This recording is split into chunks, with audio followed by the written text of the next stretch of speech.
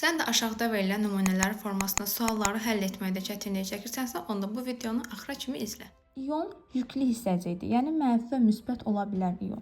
Bu zaman görürəm ki, xlorun yükü mənfidir. Xlorun yükü mənfi olduğundan 17-nin üzərinə 1 gəlirəm. Eləyir 18. Buraya yazıram 18. 18 dənə elektron var.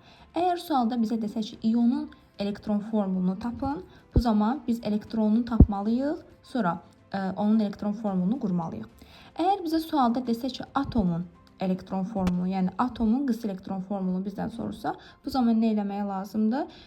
Atom deyəndə, yəni yüksüz hissəciyi götürmək lazımdır. Yəni bu zaman atom deyəndə protonla elektron bir-birinə bərabər olduğundan, protonumuzun sayı 17 olduğundan, elə elektron sayı da 17 götürəcəyik və bu zaman da proton sayına görə qısa elektron formulu quracağıq.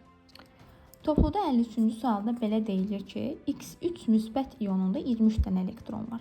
Yəni 23 buraya yazırıq biz, iyon deyil. Elektron sayı da bu qədərdir, 23-dür.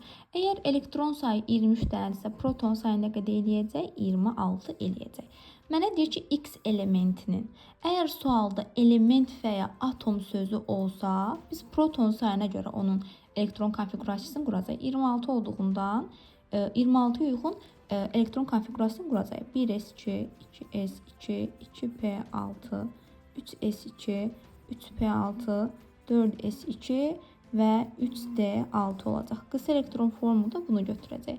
4 ilə 3-dən ən böyüyü 4 olduğundan 4 götürəcəm.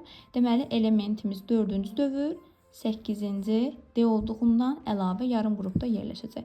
Cavabımız D eləyəcək B bəndi.